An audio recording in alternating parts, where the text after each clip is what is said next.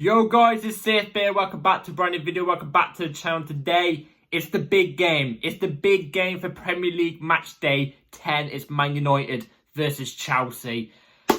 Whoo! This is a big game for many reasons, and the reasons we are going to get into in today's match preview, not review, match preview. So before we do get into match preview, please like, subscribe, hit the bell notification so notified every time I upload a video. Also, first link in the description is my streaming channel, my second channel. Go check those out, be very much appreciated. I should be uploading on my second channel very, very soon. It was going to come sooner, but Black Ops 6 has just come out and I've been grinding the hell out of it. So I apologise in advance. So without further ado, let's get straight into the match preview. So it's a huge game. Tomorrow is a big game for many, many reasons. And like I said about 30 seconds ago, the reasons we are going to get into in this video tomorrow. Not just because it's a big rivalry. Not just because it's Man United. You know what I mean? Not just because this fixture in general has history. But there's also a lot on the line. You know, Man United currently sitting like 14th in the league. We currently sit in 5th. 5th is a good spot right now for us. And, you know, we want to go quick. We want to aim higher. We want to aim higher. We want to be, let's be real. Most of us Chelsea fans don't think we're actually going to be in a title race. But it would be nice if we could be in a title race. And we definitely don't think we will win the trophy. Do you know what I mean? We won't win the Premier League. But it would be nice to be in contention to win the Premier League. The only way you can get in contention or be in a title race is by winning games early on in the season. And these games, these big games, these top 6 games, like Man United, like previously a Newcastle, but I wouldn't say Newcastle top 6 side, but they're a top side. These are games you have to win. Newcastle, they were off form. We won the game. We exclude the Carabao Cup game. I'm going to get into that in a minute, which, you know, I'm going to give my thoughts on that in a second to repeat what people have been saying online and stuff like that. But Man United haven't been on form this season. They are there for the taking, yeah? This is a game we've got to win. If we want to be in contention for the title, these are the games we've got to win. Don't get me wrong, we have to win the games where teams, you know, the big teams that are on form, we've got to win those games. Like the Liverpool game, which I think we was unlucky not to win. We've got to win the City games. We've got to win the Arsenal games, which is up next after, who also lost to Newcastle today. That's another thing. We've got to pick up points. They've dropped points. We pick up points tomorrow. We're catching. In fact, are we higher than them if we pick up points tomorrow? We might be, or we might just be a little bit under them, like by a point or something. It's very close. But either way, they drop points. These are the games you got to take. United have been off form. They've been a shambles this season. They've been shocking. You know what I mean? They've been dreadful. This is the time to play them. They're currently managerless. Well, they've obviously, let's be real. We all knew they were going to sack. We all knew they were going to sack 10 Hugs or 10 Hairs. You know what I mean? 10 Hag. We all knew he was going to get sacked just in time for the Chelsea game. I could have put a bet on it. I could have put my bloody house on the line for it. I knew he was going to get sacked just in time for the Chelsea game. Don't know why. It's always when, you know, any team plays us, their manager gets sacked. And they always have a bounce in time. But is that bounce going to work? I don't know. They've got Ruud van Nistelrooy as their manager.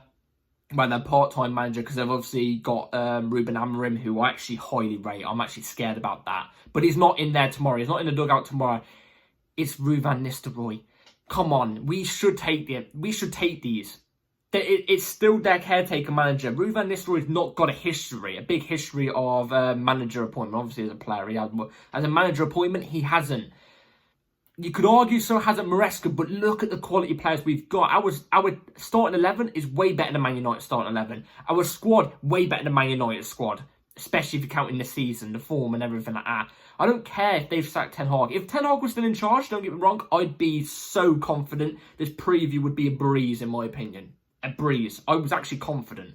But since they've sacked him, I've been a bit like, I'm still a little bit confident, but they're going to have a manager bounce. It's at their ground. Their fans are going to be up for it. You know what I'm trying to say? That's one thing we've got to fight against. In my opinion, it's just fight against the opposition fans. Do you know what I mean? Obviously not physical fight, you know what I'm trying to say. But, like, try and block out the noise from the United supporters. If you just focus on your football, I think we can win this game quite easily tomorrow. I think we can. Not as easy as it would be with Ten Hag. So, like I said, I feel like they're going to have a bounce. But I still think we could breeze this game quite easily tomorrow and do way better and do really, really good and pick up the points. So, and the points are vital, let's be real. So, look, if you're talking about all competitions, we've just come off a loss. Obviously, United won 5-2 against Leicester, but it's Leicester's B team against United's pretty much full team. Do you know what I'm trying to say? So, do you know what I mean? But, like, we played Newcastle, and obviously we went out of the Carabao Cup and we lost. And don't get me wrong, pathetic performance. It was pathetic. But I've seen a lot of people on Twitter and, you know, some Chelsea YouTubers saying, oh, this is disgraceful. Oh, we could be in trouble. Our whole B team's awful. Oh, you know what I mean? This, that, you know, just trying to sprout negativity across the place. Let's clear this up. For one, Maresca didn't throw the game. This whole narrative of Maresca throwing the game, just please be quiet. I think Maresca got it wrong, yes. And obviously pretty much at the wrong time because it's a cup competition. He didn't throw the game. You think Maresca's like that? Come on.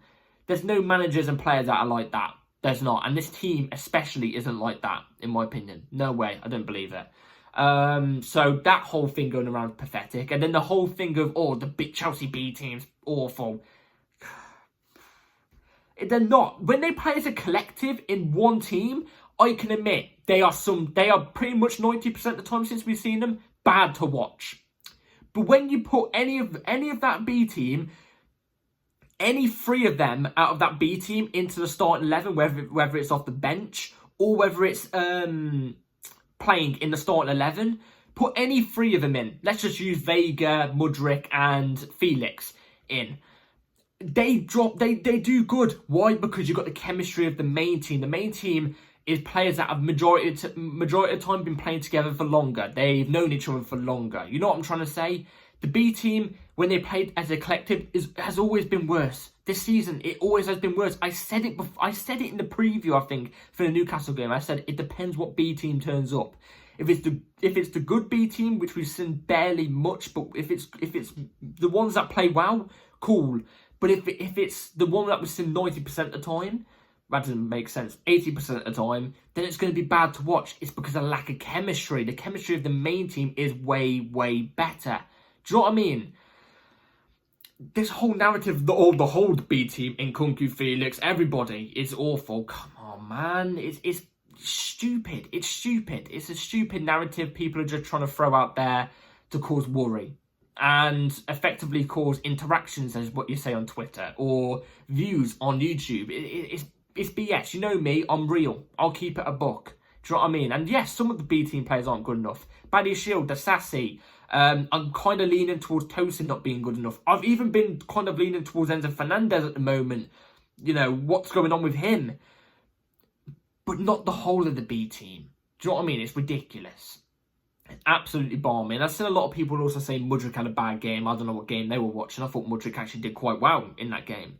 So, look, everything void. We've got to focus on the next game, which is Manchester United away. And look, we tend, at the moment, the past 2-3 seasons, we've tend to play better away than what we have been at home. Reasons, I don't know. But we tend to play better away than at home. It's going to be a tough game, though, tomorrow. It's going to be a tough game. And like I said, I am confident, but I'm not as confident as I was when they had Ten Hag in charge. They've got good players. They've got experienced players. They're going to test us. It's just a matter of can we be sound? Can we be sound? Because I don't worry about us breaking them. I think we could break them. I think we are going to break them tomorrow. And I can already say this. Tomorrow, the game's going to be large in goals. The goals tally, whether it's both sides or one side or something, it's going to be big tomorrow. The scoreline is going to be a massive scoreline tomorrow. Do you know what I'm trying to say? I do not worry about us going forward tomorrow. I really don't. I feel like we're going to breeze past United's midfield and defence quite easily because I think attacking-wise and midfield-wise, I think our team all round is better than United's, but I feel like especially our midfield and forward line way better than Man United's.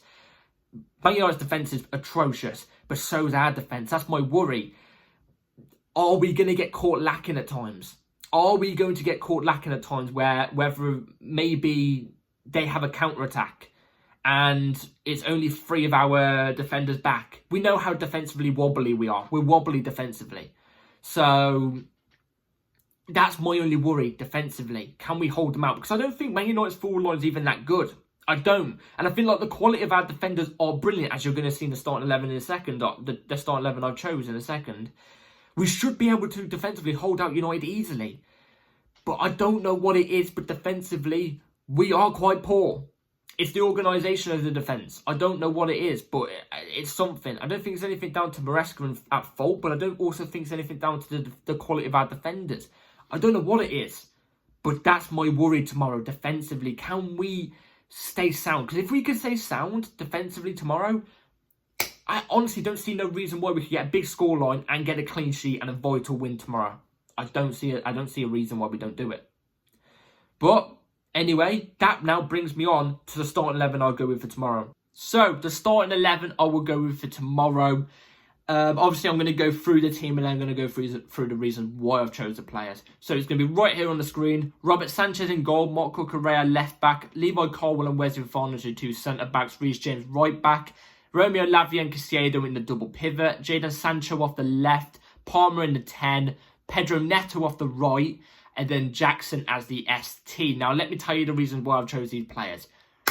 Robert Sanchez, I say this in every single starting 11 video. Robert Sanchez in goal, he's the best out of a bad bunch. For me personally, I'm not against Jorgensen. I'm not saying get Jorgensen out like I'm saying with Sanchez. I think Sanchez should be gone. This is Jorgensen's first season as Chelsea goalkeeper. As a Chelsea goalkeeper, you've got to bear with him sometimes. You've got to bear with him. But is he good enough? No. Is Robert Sanchez good enough? No. They're both bad.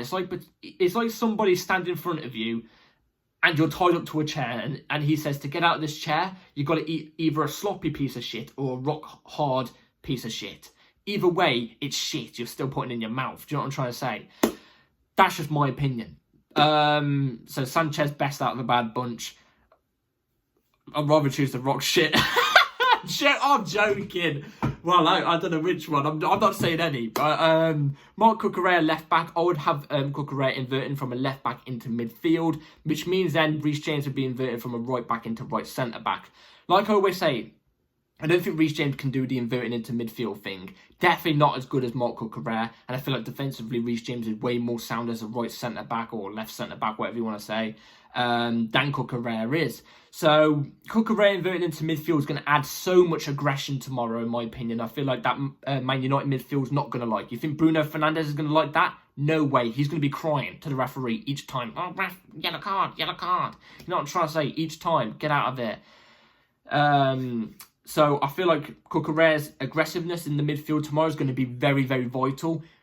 But he needs to get back in time, which is something Gusto doesn't do much.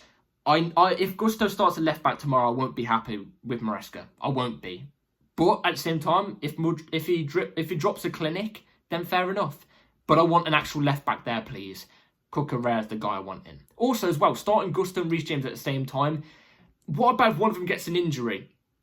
Then we're stuck with one right back. And then what about if he gets an injury? Then we're screwed. Do you know what I mean? So, Cucurella. Levi Colwill, Wesley Fofana is our best centre-back partnership. I think we've established that already. They're our best partnerships.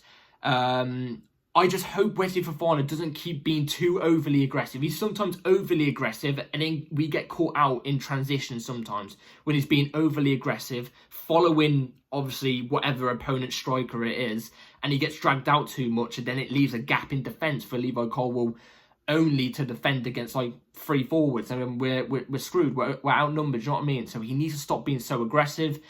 When he's not, I feel sound with these two. I do. I feel sound with these two.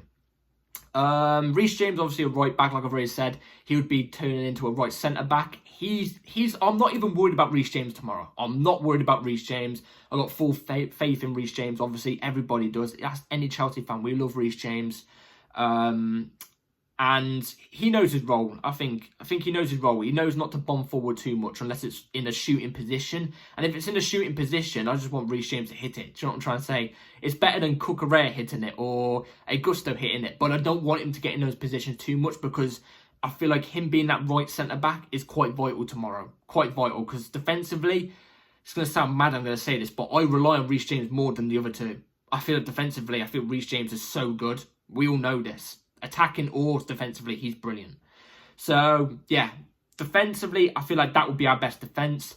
Lavia Caicedo has looked brilliant, even better than what he did when he was playing with Enzo. Now he's playing with Lavia. I feel like there's more of a balance there between the two in that midfield. We're starting to see the midfield do way better. It starts to get bypassed a lot less than what we did see under Enzo. But even then, Lavia and Caicedo is still very, very raw. You got to remember, these two have only played together, on 2 or 3 occasions? It's still very, very raw.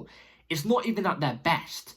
I don't expect these two in midfield to be at their best for another, 6 or 7 games time playing together. Do you know what I mean? But Caicedo, allow him to free roam the pitch and, do the Kante role, a ball-winning midfielder. Just swipe the pitch. Any player that's in your way, swipe him. But to be defensively sound too. Don't get caught out of position too much. And Lavia as well, at the same time. I don't even need to worry about Lavia. His press resistance is going to be brilliant. It's brilliant. We've already seen it. It's dropping the shoulder to set us up, and the counter-attack's brilliant.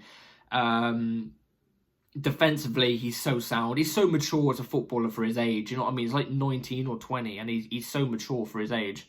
I hope he scores tomorrow. I really, really hope he scores tomorrow. And I can imagine when he scores, it's some sort of thunderbolt. You know what I'm trying to say? A thunder rocket. You know what I mean? A thunder fuck it. You know what I'm saying? You know what I mean? I can imagine it being one of those type of goals. But I've got no worries about Lavia. He's been brilliant so far. Sancho off the left. Now, I'm aware Sancho might not play. He might not play, but if he does, I want him there tomorrow because I feel like he's gonna want to thrive tomorrow, and I feel like he will thrive tomorrow against United. He's gonna want a point to prove. You know what I mean? United fans always chirping in his ear whenever he has a bad performance or something like that. We're saying really mean stuff to him when he left to join us and stuff like that. He's going to be up for it tomorrow against United. He's going to have a point to prove. If he doesn't play, though, I'd drift Neto on the left and I'd put Madueke off the right. But if he is available, I'd play him off the left. His availability to break down not low blocks, but defensively, on the ball, we want him in attacking areas, not receiving the ball in midfield. We want him in those attacking areas. I'd rather it be Neto receiving the ball in midfield because I feel like he's better at carrying the ball in terms of from midfield to a forward line. Do you know what I'm trying to say? Midfield to the defence, that's what I meant. Whereas Sancho is better receiving the ball in the attacking areas and taking on the man and popping off a shot or getting an assist. You know what I'm trying to say? Like I said with Neto, Neto has to start. I think he's been brilliant since his last couple of games. I feel like he's been a lot more influential than what Madueke has. So I would have Neto off the right. Palmer in the 10, obviously. I don't even need to say anything about Palmer. He's been rested. He should be available. Well, he is available tomorrow. I've got no doubts. Anything about Palmer, I don't even need to say anything. We all know what Palmer's like. And the same with Jackson. I don't need to say anything about Jackson. Nkunku's been off form. I don't see a way Nkunku gets into the team, whether it's the 10 or the ST. I don't see a way Felix gets in ahead of Palmer, for example, either. Jackson's been brilliant. His turns past defenders, he's going to be turning past that Man United defence for fun tomorrow. I'm telling you, he will be. He'll be having fun turning them. Do you know what I mean? As he turns around, he's also going to be turning their shorts upside down at the same time and still having time to create a chance for us. So, got no worries about that. That's my 11 for tomorrow. Let me know in the comments down below what you would go with.